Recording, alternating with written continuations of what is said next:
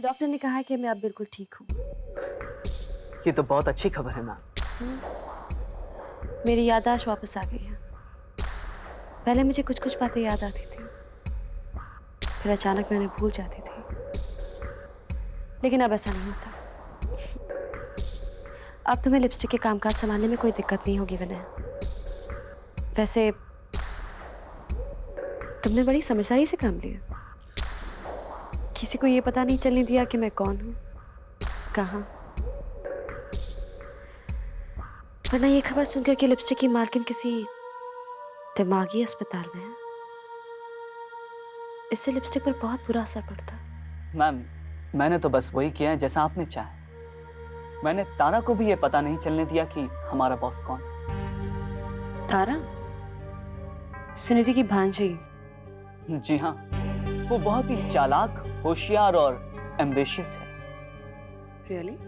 जी हाँ, उसी ने तो हमें अंजलि से ये खबर निकाल के दी थी कि गायत्री ने दर्पण छोड़ दिया। आप जानती हैं? ऑफ कोर्स जानती हूँ। मैं एक मैगजीन चला रही हूँ, और अपने राइवल मैगजीन की हर खबर रखना मेरे मैगजीन के लिए कितना जरूरी है ये मैं भी जानती हूँ और तुम भी जानते हो। लेकिन मैम, अब आपने क्या सोचा है? क्या हमें ये खबर लिपस्टिक में छापनी चाहिए? ऑफ कोर्स छापनी चाहिए। इससे पहले कि दर्पण ये खबर अंडर प्ले करके अनाउंस करे, हमें इस खबर को एक सेंसेशनल न्यूज़ बनाकर लिपस्टिक में छाप देनी चाहिए, जिसका इफेक्ट ये हो कि दर्पण के क्लाइंट्स दर्पण को छोड़कर लिपस्टिक ज्वाइन कर ले। Good strategy ma'am. लेकिन मैम, अब हम इस खबर को सेंसेशनल कैसे बनाएं? तुम आर्टिकल लिखो, हेडलाइन तुम्हें मैं देती हूँ। और वो हेडलाइन? तरुण सिंघानिया ने दर्पण से कचरा निकाल दिया।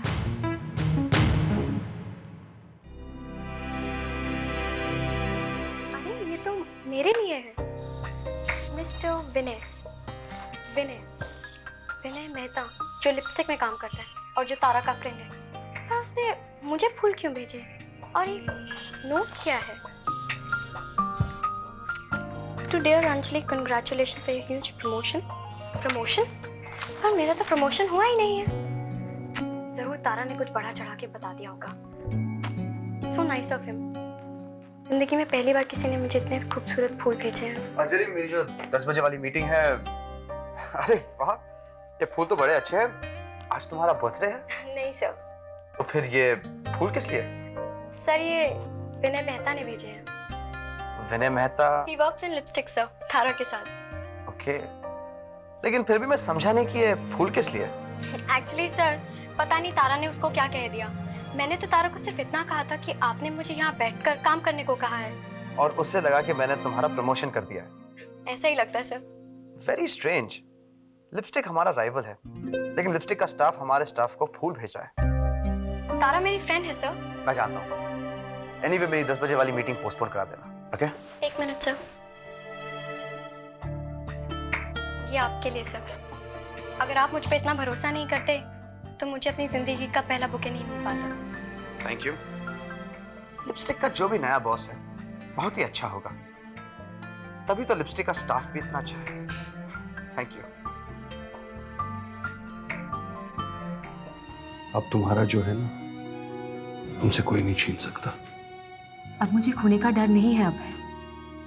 अब तो मुझे सिर्फ पाना है, वो सब कुछ पाना है जो बहुत पहले मुझे पा लेना चाहिए था।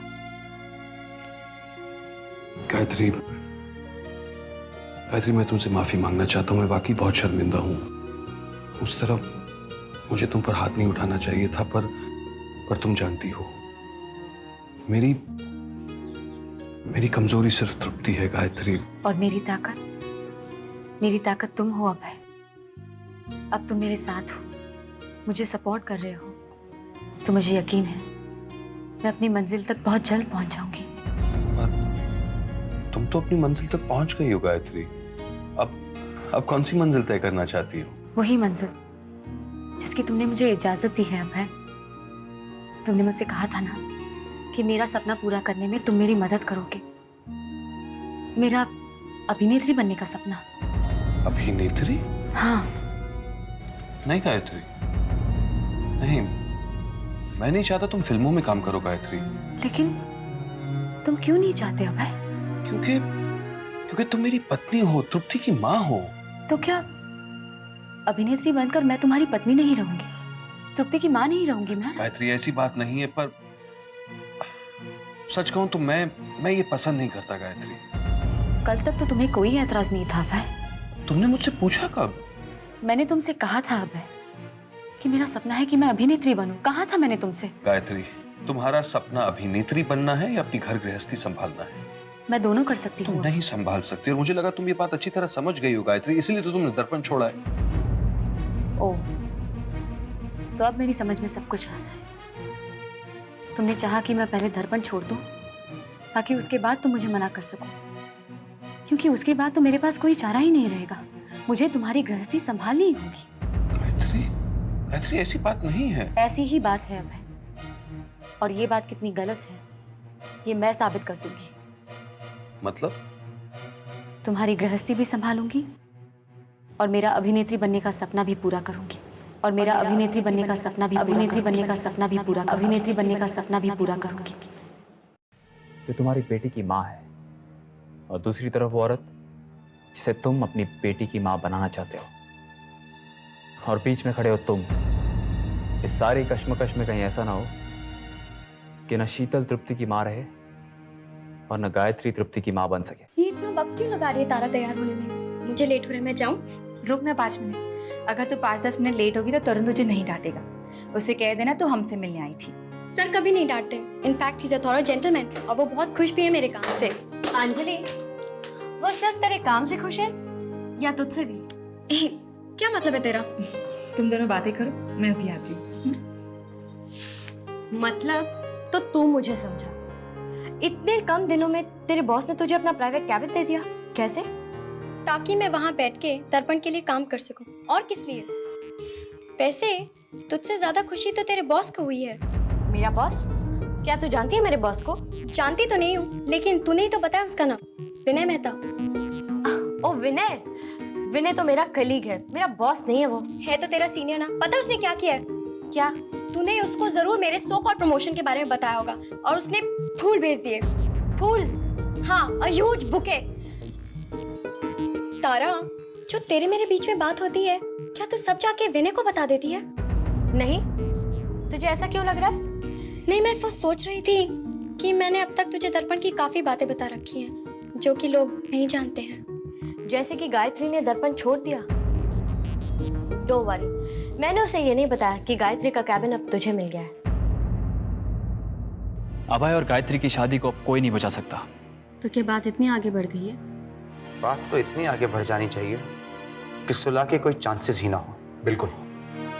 और जिस तरह गायत्री सिंघानिया हाउस से निकल गई है, दर्पण से निकल गई है, उसी तरह वो अभय के घर से भी निकल जाए।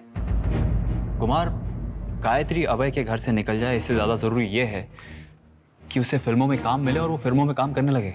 क्यों? ताकि हम कोर्ट में यह साबित कर दें कि गायत्री नाम की अभिनेत्री के पास बच्चा संभालने का वक्त ही नहीं है। और कोर्ट तृप्ति की कस्टडी शीतल को दे दे। I don't think so. Court Tripti की कस्टडी शीतल को नहीं देगा। क्यों नहीं देगा? शायद आप लोग भूल रहे हैं कि शीतल की दिमागी हालत कैसी है। कोर्ट ये कभी नहीं चाहेगा कि एक पागल औरत को बच्चे की कस्टडी दे दी जाए, और इसी बेसिस पर भैया तृप्ति को अपने पास रख पाएंगे। ओह, अभय भैया, मैं तो भूल ही गया था वो तुम्हारा भाई है। तुम तो यही चाहोगी ना कि तुम्हारे भाई की बेटी उसी के पास रहे। अगर शीतल की ऐसी हालत नहीं होती ना रवि, तो तुम्हारा कहना ठीक होता। लेकिन इस वक्त मुझे भैया से ज्यादा शीतल से हमदर्दी है, एक माँ से हमदर्दी है। हाँ मीरा, सही कह रही है तुम, बिल्कुल सही।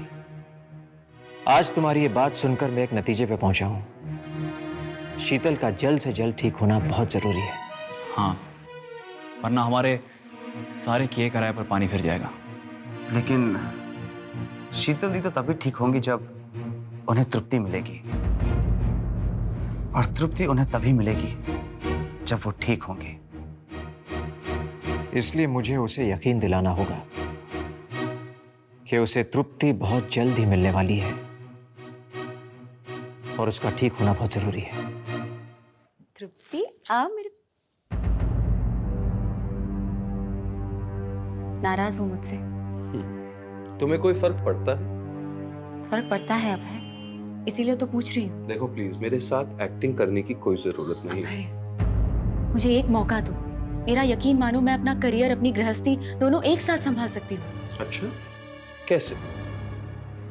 तुम मेरे साथ जो हो। वाह वाह गायत्री वाह, बहुत बढ़िया डायलॉग है। वैसे लिखा किसने है? हा? इसका मतलब तुम मेरे साथ नहीं हो अभय। मैं मेरी पत्नी के साथ जरूर हूं और हमेशा रहूंगा, लेकिन उस औरत के साथ नहीं हूं जो फिल्मों में काम करने वाली है। अभय प्लीज, फिल्मों में काम करने को तो तुम ऐसा कह रहे हो जैसे कोई गाली दे रहा हो। गाली है जो मुझे लगी। तुम्हारे ख्यालात ऐसे हैं, मैं कभी सोच भी नहीं सकती थी। तो फिर जब तुम मुझसे शादी कर रही थी ना, पता कर लेना चाहिए था कि मेरे ख्यालात कैसे हैं। गायत्री, क्या उस वक्त तुमने मुझसे कहा था कि तुम फिल्मों में काम करना चाहती हो, कि तुम एक्टिंग करोगी? एक्टिंग ही तो करा रहे थे तुम मुझसे, सुनीति बनने की एक्टिंग। और अब मैं गायत्री बनकर जीना चाहती हूँ और तुम मुझे जीने नहीं दे रहे हो।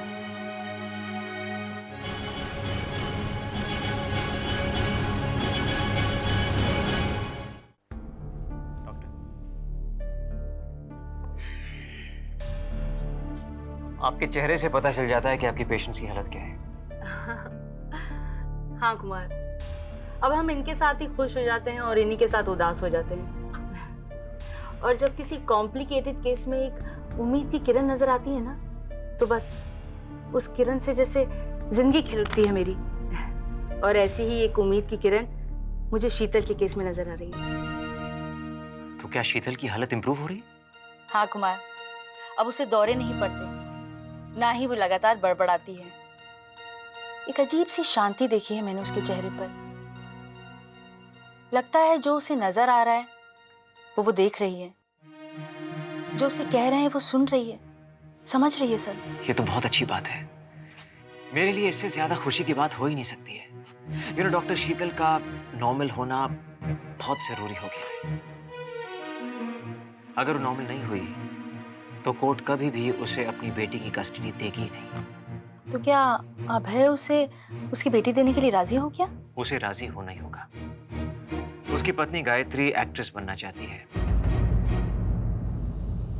इस बिना पे हम कोर्ट में दावा कर सकते हैं कि तृप्ति की देखभाल वो नहीं कर पाएगी और सिर्फ शीतल उसकी मां बनने के लायक है। Oh good, that's really great. आप एक काम करिए, आप खुद जाकर शीतल को ये खबर सुनाइए और उसे ये समझाइए कि उसका ठीक होना कितना जरूरी है। आई एम श्योर ये इससे हमारे केस को बहुत प्रोग्रेस मिलेगी। मगर मेरी बात सुनती काहे हो? जैसे मैं कुछ कहता हूँ वो बड़बड़ाने लगती है। लेकिन कल रात को तो नहीं बड़बड़ाई थी। कल रात? हाँ, मुझे नर्स ने बताया कि आप शीतल से मिलने आए थे और काफी देर शांति से आप दोनों के बीच में बात हो रही थी। कल रात को तुम्हें आया नहीं था? आप कल रात नहीं आए थे? हाँ, शाम को जो गया था तो अभी आया हूं मैं। तो फिर वो कौन था जिसे नर्स शीतल का पति समझ बैठी? पति? शायद अभय तो नहीं आया था। मैं बाहर जा रही हूँ। मुझे बताने की क्या जरूरत है?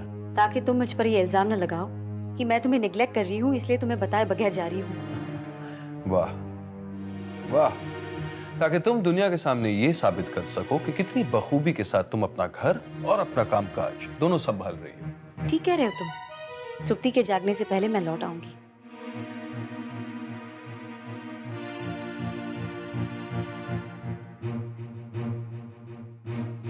आज तो लौट आओगी गायत्री, लेकिन कल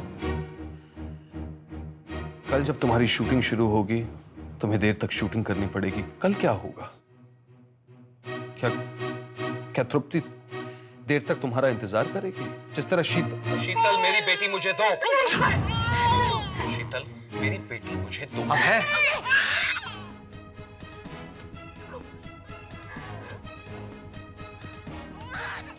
कुमार से कहो ये मेरी बेटी को मुझसे नहीं छीन सकता कुमार।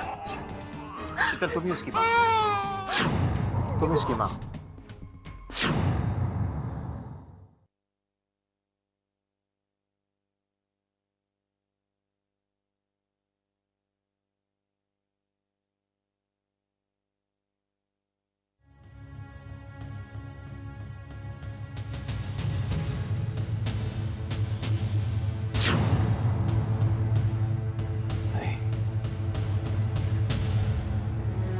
नहीं गायत्री, नहीं, ये गलत है, ये गलत है गायत्री।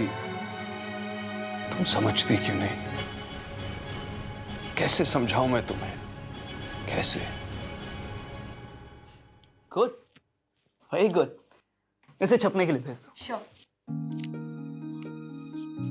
विनय, लड़कियां कितनी खुश हो जाती है ना जब कोई लड़का उन्हें फूल भेजता है। तुम्हें किस लड़के ने फूल भेजा है? मैं अपनी नहीं, अंजलि की बात कर रही हूँ। ओह, अंजलि। अंजलि, लड़का और फूल। तब तो वो लड़का कोई और नहीं, मैं खुद हूं। मैं जानती हूँ। तब तो तुम ये भी जानना चाहोगी कि मैंने उसे फूल क्यों भेजा और किसके कहने पर भेजा। यू मीन टू से अंजलि को फूल भेजना तुम्हारा आइडिया नहीं था? नो। तो फिर किसका था ये रोमांटिक आइडिया? रोमांटिक? अगर मुझे पता होता कि लड़कियां इसका ये मतलब निकालेंगी तो मैं बॉस की बात कभी नहीं मानता। तो ये आइडिया बॉस का था। ये आइडिया एक अनजान लड़की को रोमांटिक लगेगा, ऐसा अंदाजा तो सिर्फ एक औरत ही लगा सकती है। हाँ, लेकिन बॉस को मुझे बताना चाहिए था ना। विनय, बॉस अपने एम्प्लॉय को हर बात बताना जरूरी नहीं समझता, खास करके अगर बॉस औरत हो तो। What? तुम्हें कैसे पता चला कि बॉस एक औरत है? तुम्ही ने तो मुझे बताया। मैंने? कब? अभी अभी। अच्छा चलो, अब ये भी बता दो कि हमारी बॉस देवी जी का नाम क्या है? देवी जी? देवी जी तो नहीं है वो। हाँ, मगर एक औरत है तुम्हारी तरह, एक शातिर औरत।